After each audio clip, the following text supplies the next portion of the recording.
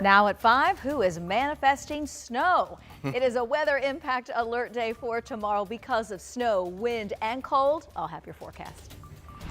And getting drugs off central Indiana streets. The arrests made across 4 counties today, and why the DEA believes the drug problem is in our area is worse than it's ever been.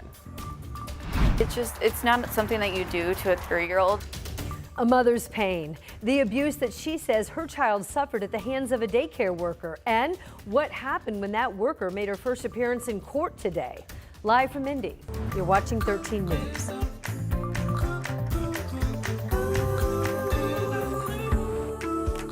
So it may look nice outside right now, but we are just hours away from the first snowfall of the season. And that's why tomorrow now officially a weather alert impact day for all of central Indiana. This is something that our meteorologists have been tracking. And in fact, they've been helping us prepare for what's to come this snow for days now. In fact, right now, Angela joins us. She's in the Weather Center with a look at how this weather change is likely going to impact your day tomorrow. All right, Angela, break it down for us. We saw some sun this afternoon, but now that could be changing. Yes, we're going from sunny to snowy over the next 24 hours. It is a weather impact alert day tomorrow. That is the win all day Thursday because of the cold.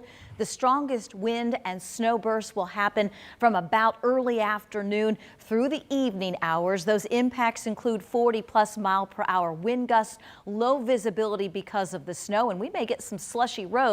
What you need to do, find that heavy coat if you haven't already, and expect some slow travel, especially during the heaviest snow. And we're expecting that as we head into the day tomorrow.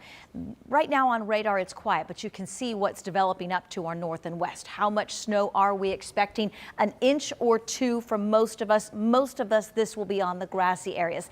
Between now and 11 o'clock, we've got a few areas of showers, may mix with a few flurries. Early tomorrow morning, a few snow showers, but the steadiest snow that will start to accumulate may cause some travel issues arriving early afternoon, and this will have a big impact on the Thursday evening drive. And because of that, the Indianapolis Department of Public Works now is going to be sending out its snow force drivers as soon as tonight. They'll be heading out at 11 o'clock tonight to salt the roads across Indy ahead of the snow. A dozen drivers will be sharing 4 trucks overnight as they pre-treat the roads. And then another shift, more drivers heading out at 7 o'clock in the morning to clear the roads and add more salt.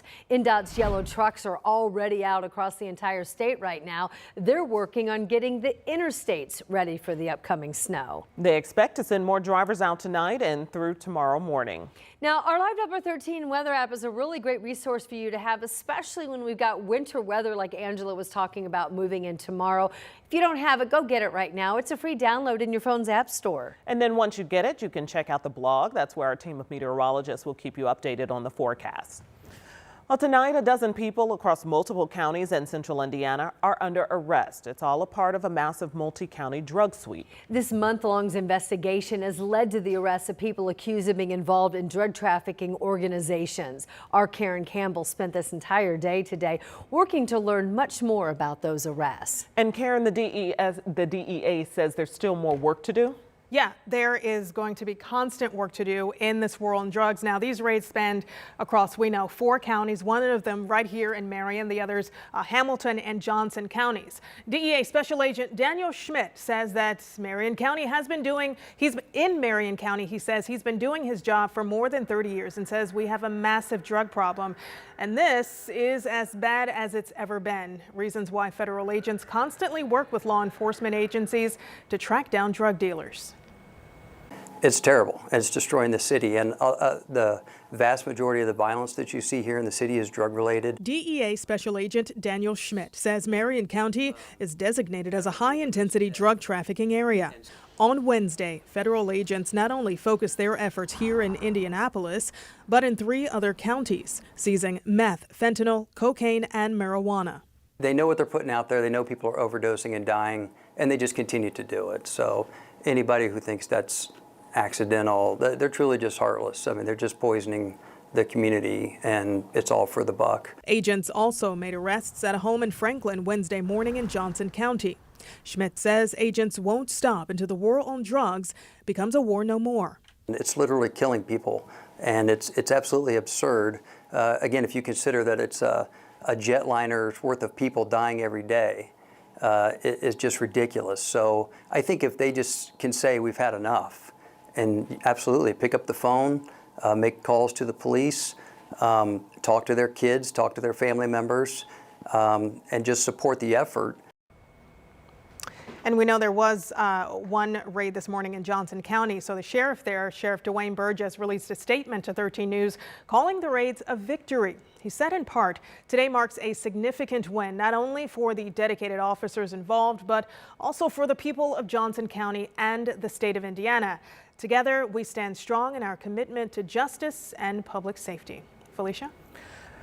Karen, thank you for bringing us that story. And also, a man accused of killing a toddler and another man on Indy's northeast side is being held in the Marion County Jail tonight on no bond. William Pascal Young made his first appearance before a judge this morning, and our cameras were in the courtroom as the judge told him he could not have any contact with the victims' families. He's charged with the murders of 3-year-old Armani Booker and 22-year-old Jashawn Johnson. The shooting happened almost 3 months ago near East 71st in Shadeland. However, officers did not arrest the suspect until this past weekend. His trial is currently set for the end of January. Tonight, the Johnson County prosecutor tells 13 News he's trying to decide whether or not he'll waive a teen who is accused of killing another teen to adult court. The prosecutor has now formally charged the 13-year-old boy with murder and criminal recklessness in the death of 13-year-old James Davis. Investigators believe that 6 juveniles were together playing with a gun a week and a half ago when they say one 13-year-old pointed the gun at Davis and shot him at a home in Greenwood. The suspect will make his first appearance in juvenile court next week. Well, tonight, a man accused of giving a gun to 3 kids between the ages of 10 and 14 and letting them shoot it at an apartment complex is facing federal charges. The incident back in July was caught on camera at Newbridge Apartments on the near northeast side of Indy. You heard that gunshot there. Police say the man who fired the gun is Jeffrey Ware. Surveillance video shows him hand the gun to a girl who fires it twice before she hands it to a boy who fires it twice, and then he hands it to another boy who fires 2 more shots. Ware is facing several charges in Marion County, including being a serious violent felon with a gun and dangerous control of a gun. Officers took him into federal custody yesterday when he showed up for a Marion County court hearing. He faces a federal count of unlawful possession of a firearm by a felon.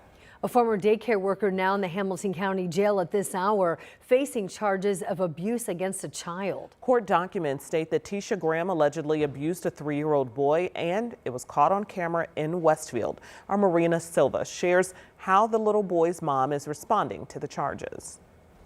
Caitlin Ramirez is the mom of a 3-year-old boy who police believe was abused by a daycare worker. It was back in October when a Westfield detective called Ramirez wanting to speak with her. Basically, the police officer said that he wanted to come over, showed me a video, and he came over, showed it to me, and it was basically my son was in a crib, and the teacher grabbing him by his chest, and then raising him to the ceiling, and then just holding him there, basically nonstop crying. She says watching that video hurt her. It's not something that you do to a 3-year-old, even if you're an adult and they're not behaving. You just still don't use their fears in order to get your way. These court documents say Graham worked at this kinder care.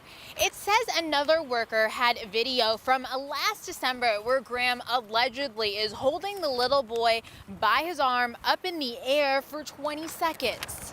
Court documents say it starts with her leaning into the crib where the 3-year-old was. She then allegedly shoves him before holding him up in the air.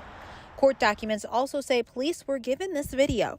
I'm just trying to think of why does she hold on to the video for so long? The documents say that KinderCare spoke with Ramirez about her son's behavior, but they do not bring up Graham's alleged actions. I'm kind of more upset with KinderCare now because it's the fact that I let you guys have responsibility of my child and care for him, and then to find this out, and now you guys are blaming that it's my child's fault. We went to the KinderCare Wednesday to see if they would be willing to comment about the alleged incident. A worker would not give her name or title and just said she can't make any comments.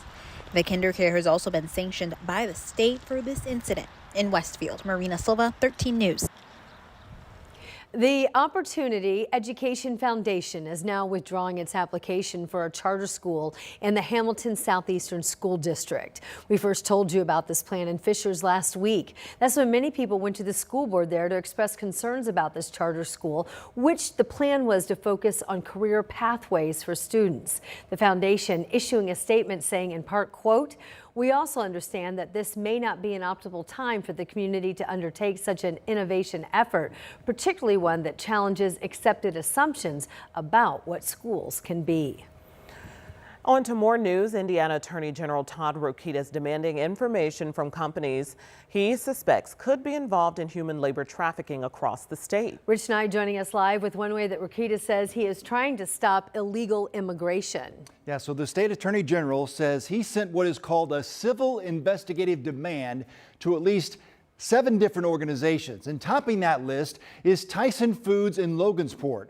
Rokita's office claims it has reasonable cause to believe that Tyson Foods may have documents or knowledge of facts that are relevant to an investigation of human labor trafficking and indecent nuisances. Companies who are coordinating with NGOs to get cheap labor. And that's what I think is going on here. That's what I think the incentive is. That's what I think the magnet is, that when you have an open border and people come over illegally and they find their way to places like Tyson in Logansport, they find their way to places like Berry Plastics in Evansville. And so we've asked those companies for their side of it. Tyson must respond to the civil investigative demand by December 4th. Now, we reached out to Tyson today for comment, but did not receive a response. And Rokita sent notices to at least 6 other organizations in Logansport, Seymour, and Evansville. And I did speak to some of those organizations today, including the Logansport school superintendent, and I'll have that tonight at 6 o'clock. All right, Rich, thanks so much. Our coverage continues. In the meantime, coming up next. Traveling to the Middle East. The deals Governor Holcomb is working on in Saudi Arabia right now. That's new at 5:30. Angela? Anne-Marie, we can feel it. The chilly change is here. Now we look ahead to a snowy Thursday in your forecast. Week 12 of the NFL season, and the Colts are gearing up for maybe their toughest test of the season. The Detroit Lions come to town, but the Colts are in a good spot. We break it down. That's coming up for you on 13 Sports.